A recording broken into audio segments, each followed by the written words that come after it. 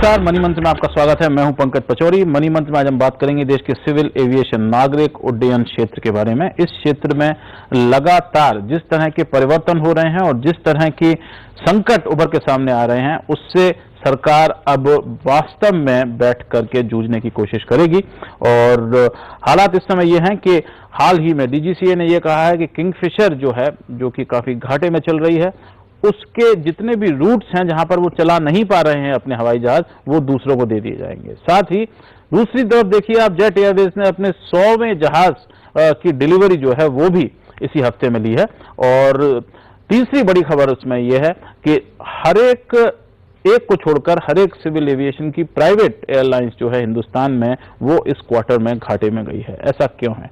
क्या ये दुनिया में सिविल एविएशन की जो हालात हैं उसका एक असर है, और या हिंदुस्तान में जिस तरह के हमारे टैक्सेशन हैं, जिस तरह की कॉस्ट हैं, उसकी वजह से ये हालात ज्यादा बिगड़ गए हैं?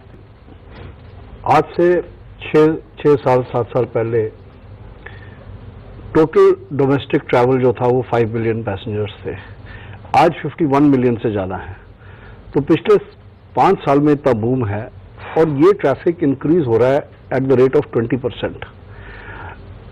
और हमारी इकोनॉमी भी बढ़ रही है साथ में, तो डिस्पोजेबल इनकम्स भी बढ़ रही हैं। और जो सेकेंडरी सिटीज़ हैं, टायर 2 टायर 3 सिटीज़, वहाँ पर भी लोग ट्रैवल कर रहे हैं। अब इस देश के लिए, बाकी दुनिया की मैं बात नहीं कर रहा, इस देश के लिए air travel is a essential thing. जिस तरीके से आदमी की बॉडी में खून चलना चाहिए पूरी बॉडी को कनेक्ट करने के लिए, इस तरीके से वी आर अ सब कॉन्टिनेंट। और नॉर्थ ईस्ट में, साउथ में, नॉर्थ को साउथ को, ईस्ट को वेस्ट से कनेक्ट करने के लिए हमारे लिए कनेक्टिविटी बहुत ज़्यादा ज़रूरी है। हैविंग सेड दैट, मुझे एक चीज़ समझ नहीं आती कि एक तरफ तो भारत सरकार टैक्स पेयर के करोड़ों रुपए एयर इंडिया को सब्सिडाइज करने में लगी है, दूसरी तरफ वो ओवर टैक्सेशन, जिससे कि we are killing the geese that lays golden eggs. Aviation एक ऐसी इंडस्ट्री है जो लाखों करोड़ों लोगों को रोजगार दे सकती है। अगर हमारी सरकार की, कोई भी सरकार हो, प्रेजेंट सरकार या प्रीवियस सरकार या आने वाली सरकार, बिगेस्ट प्रॉब्लम है गरीबी हटाना। गरीबी हटेगी जब तक रोजगार बढ़ेंगे। रोजगार बढ़ाने के लिए एविएशन और एविएशन से टूरिज्म, इसका जो मल्टीप्लायर इफेक्ट है इकोनॉमी में, 1 out of every 9 jobs that are going to be created in the next 20 years will be in aviation and tourism, क्योंकि ये लेबर इंटेंसिव इंडस्ट्री है। और इसलिए गवर्नमेंट को इसको नंबर 1 प्रायोरिटी पे रखना पड़ेगा। और बड़ी शर्म की बात है कि आज मुझे किसी इंडिविजुअल से, चाहे वो विजय माल्या हो, चाहे वो नरेश गोयल हो, चाहे कोई हो, इंडिविजुअल की मैं बात नहीं कर रहा, चाहे वो बैंकरप्ट हो, चाहे अलाइव हो, बेल आउट नहीं करना चाहिए, बट एज एन ऑर्गेनाइजेशन, चाहे वो किंगफिशर है, चाहे जेट एयरवेज है, चाहे एयर इंडिया है, ये हर देशवासी की जिम्मेवारी है कि इनको प्रॉफिटेबल कैसे बनाना है। और इनको प्रॉफिटेबल बनाने के लिए हमें 3-4 चीजें करनी पड़ेंगी। सबसे ज्यादा जो इंपॉर्टेंट चीज है वो कि गवर्नमेंट को एक हाईएस्ट लेवल पे civil aviation, tourism, finance ministry, commerce ministry, और जो इंडस्ट्री है दैट इज टूरिज्म इंडस्ट्री, हमारे साथ बैठ के हमें एक एक्शन प्लान बनाना पड़ेगा ऑफ सेविंग। मतलब जिस तरीके से इमरजेंसी में एक पेशेंट को उसके ऊपर डाल दिया जाता है ग्लूकोज और ऑक्सीजन, तो इस इंडस्ट्री को सेव करने के लिए ग्लूकोज की, अदरवाइज मैं आपको गारंटी लिख के देता हूं कि हमारी इकोनॉमी क्रैश कर जाएगी। इसका जो हमारे भारत की छवि के ऊपर असर होगा वो बहुत बुरा होगा। हमें एक इमरजेंसी लेवल पे एक एक्शन प्लान करना पड़ेगा टू सेव दिस इंडस्ट्री। सबसे पहले तो हमें जो एविएशन टर्बाइन फ्यूल है, जो कि इस टाइम जो डीओसी होती है एयरलाइन की, डायरेक्ट ऑपरेटिंग कॉस्ट, वो as rightly said by Ajay Prasad ji कि वो 20 to 25% होनी चाहिए। आज वो 50% पे पहुंच गई है, क्योंकि जो टैक्स है हमारी स्टेट गवर्नमेंट्स का ऑन एटीएफ, वो 25 से 30% तक का टैक्स है। तो एक तो वो टैक्स को हमें 42, हाँ, तो उसको हमें रिड्यूस करके नॉट मोर देन 3 to 4% करना पड़ेगा, नंबर 1। वो तो डीजल से भी कम हो जाएगा, मुल्क में तो आग लग जाएगी। मुल्क में देखो ऐसा है, लोग ये कहेंगे कि ट्रैक्टर चलाने के लिए डीजल पे आप लगा रहे हैं और उस पे नहीं लगा रहे हैं। ऐसा नहीं होता। वर्ल्ड की आप कोई भी एयरलाइन चुन लीजिए, आप दिल्ली से लंदन का जो फेयर देते हैं उससे सस्ता, मतलब वो स्कूटर से भी सस्ता है। If you calculate seat notional things, because एक स्कूटर ड्राइवर की इन्वेस्टमेंट क्या है, तो basically all business is on ROI, return on investment. तो सेकंड जो बिगेस्ट प्रॉब्लम है वो ये है कि जो लैंडिंग चार्जेस हैं, क्योंकि हमने एयरपोर्ट्स नए हो गए, तो landing charges are also one of the highest in the world.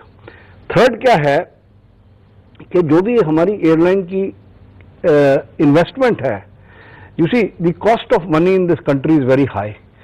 जो इंटरनेशनल लेवल पे कॉस्ट है to procure money, that is very low, LIBOR plus 1 or 2%। यहाँ पर जो कॉस्ट है, जो आपकी कैश फ्लो कॉस्ट है, जिसकी विजय माल्या भी बात कर रहा था, that come to about 12 to 14% on Indian banks. So that also drains. और फोर्थ और मोस्ट इंपॉर्टेंट चीज जो कि मैं कई सालों से कहता आ रहा हूं, वो ये कि जब हम बर्गर में, पिज्जा में और जंक फूड में FDI अलाउ कर रहे हैं, तो एयरलाइन में कौन इन्वेस्ट करेगा? जंक फूड वाला तो इन्वेस्ट नहीं करेगा, कोई सीमेंट फैक्ट्री वाला तो नहीं करेगा, कोई ग्लास फैक्ट्री वाला तो नहीं करेगा। एयरलाइन में एयरलाइन ही इन्वेस्ट करेगी, और एयरलाइन जब इन्वेस्ट करेगी वो अपनी एक्सपर्टीज भी लेके आएगी। मुझे याद है कि FDI हमको, आपको मोटी बात है कि FDI हमें अलाउ करना जो है, हमें 49% तक है सूत्रों से क्या जो डिस्कशन होगा। देखिए वही है, मैं बताऊं, आज जो डिस्कशन है वो 21% की बात कर रहे हैं, 24% की बात कर रहे हैं। But I am of the strong opinion and let it go on record that जब तक ये FDI 49% नहीं करेंगे, राइट, क्योंकि अब एयर इंडिया में आपको याद होगा, एयर इंडिया में सिंगापुर एयरलाइन इन्वेस्ट करना चाह रही थी और एक पर्टिकुलर लॉबी ने उसको रोका, और उस टाइम हम इंडस्ट्री की तरफ से कह के पागल हो गए टेलीविजन पे, प्रेस में, कि हमें सिंगापुर को अलाउ कर देना चाहिए, टाटा के साथ कोलैबोरेट करके सिंगापुर एयरलाइन। तो वो एक बड़ा सक्सेसफुल मॉडल होता। और जो आप फॉरेन कंट्रीज की बात कर रहे हैं, मैं आपको कई एग्जांपल्स देता हूं। हमारे लॉ में कोई ऐसा प्रोविजन नहीं है कि जब एयरलाइन की हालत खस्ता हो, अमेरिका में क्या है कि एयरलाइंस गो अंडर चैप्टर 11।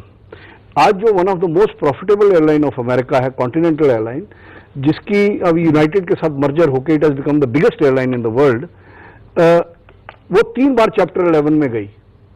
फिर जब बिल्कुल 15 दिन की उनके पास सैलरी देने के पैसे नहीं थे, तो गॉर्डन बेथून जो बोइंग का एक सीनियर वाइस प्रेसिडेंट था, वो आया and he turn around the airline. उसने किताब लिखी है from worst to first and how he made it from the worst. तो हमें एयर इंडिया में वही करने की जरूरत है। और हमें क्या करना है कि जैसे इन्होंने कहा, बिल्कुल ठीक कहा, कि लो कॉस्ट एयरलाइंस को हमें इनकरेज करना चाहिए। हमें जैसे दिल्ली में अब एक T3 एक जो पुराना टर्मिनल है, वहां पर कॉस्ट हमें कम कर देनी चाहिए। कोई भी लो कॉस्ट ऑपरेटर वहां आना चाहे उसको करना चाहिए। सेकेंडली, जो डिफरेंट सर्विसेज हैं एयरलाइंस की, एयरलाइन ऑपरेशंस में कई बार इतना फायदा, सिंगापुर एयरलाइन कैसे पैसा कमा रही है, या जो एक कंपनी जो आप कह रहे हो प्रॉफिट में है, वो ऑपरेटिंग प्रॉफिट नहीं है। सिंगापुर एयरलाइन क्या करती है कि एडवांस में जहाज बुक कर लेती है, और बाद में जब वो जहाज की कीमतें बढ़ जाती हैं, और जो एयरलाइन आप प्रॉफिट में कह रहे हो, उन्होंने भी 100 जहाज बुक करे थे आज से, तो वो क्या करते हैं कि वो प्रॉफिट में उन जहाजों को बेच देते हैं, तो बैलेंस शीट में वो प्रॉफिट शो करते हैं। मैं आपको 2 पॉइंट इसमें क्लैरिफाई करना चाहता हूं। एक तो कई एयरलाइंस, मतलब आजकल वर्ल्ड में सब एयरलाइंस FDI अलाउ कर रहे हैं जी।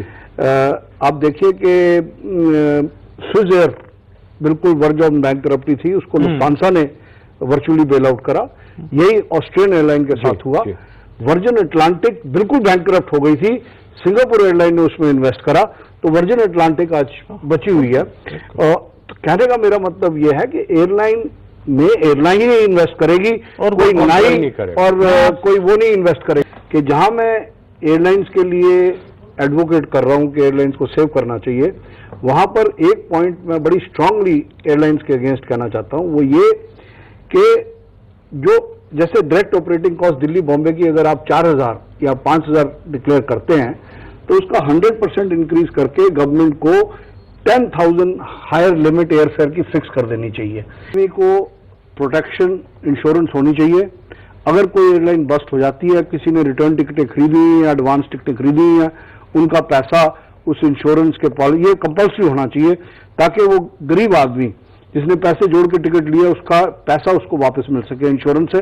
दूसरा, जो ट्रैवल एजेंट्स, टूर ऑपरेटर्स ने एडवांस में एयरलाइंस को लाखों करोड़ों रुपए दिए हुए हैं, हमें एयरलाइन से बैंक गारंटीज लेनी पड़ेगी या इंश्योरेंस पॉलिसी लेनी पड़ेगी कि अगर कोई एयरलाइन किसी वजह से बैंक करप्ट होती है तो जो टूर ऑपरेटर और ट्रैवल एजेंट है और जो आम आदमी है जिसने एयरलाइन को एडवांस में पैसा दिया हुआ है उसका पैसा सेफ हो और वो सिक्योर हो। ये गवर्नमेंट को इस क्राइसिस की वजह से एक इंश्योरेंस जरूर करनी पड़ेगी, चाहे वो टिकट के ऊपर 10 रुपए फालतू ले वो। हाँ, एयरलाइंस की बहुत कंपनियां हैं, तो जो कंपनियां बीईपी पर पहुंचते हैं तो सिर्फ उन्हें ही क्यों नहीं इजाजत देते? जो बीईपी से डाउन है, जो लॉस में है, उसे क्यों इजाजत देते? जैसे कि आपने बोला कि 80% ट्रैवलिंग करता है तो हम मुनाफे में जाएंगे, तो यहाँ पर फ्री कंपटीशन हो गया जिसमें आप प्राइस लो कर देते हो तो सब, किसी में 30% ट्रैवल हुआ, किसी में 40 हुआ, किसी में 50 हुआ, इस तरह से आप लॉस में जाती हो। तो उससे मतलब जो बीईपी तक करता है तो उसे ही हम अलाउ करें और बाकी को ना करे तो क्या रहेगा? ये मेरा क्वेश्चन है। और आप एग्जिट पॉलिसी की बात कर रहे हैं एयरलाइन सेक्टर के लिए? आई थिंक वही कॉन्फ्लिक्ट है। एक तरफ जैसे आपने कहा कि one you are talking about free market economy and then you are talking about exit policy. You see, I firmly believe that in free market economy, but at the same time I don't believe in exploiting the consumer. You see, there has to be a little bit of control. आपने taxis के fears regulate करे हुए हैं, आपने scooters के fears regulate करे हुए हैं, आपने सिनेमा की टिकट्स के, कोई आदमी 100 रुपए की टिकट 200 में बेचे तो वो क्राइम हो जाता है, उसको पुलिस पकड़ के ले आती है, ब्लैक कर रहा है। 1,000 में नहीं लेके जाता, 4,000 तो टैक्स ही पड़ जाता है। You see, these are all sales gimmicks. You see, और वो 4 सीटें होती हैं। You see, basically it is an advertising gimmick कि जी हम 500 रुपए में ले जाएंगे, लेकिन प्लस टैक्सेस, 4,000 रुपए उसके टैक्स है। उसका असर ये पड़ा कि उससे पूरा सेक्टर जो है वो अनवायबल होने के कगार पर है। बहुत बहुत शुक्रिया मणिमंथ में आज इतना ही। नमस्कार।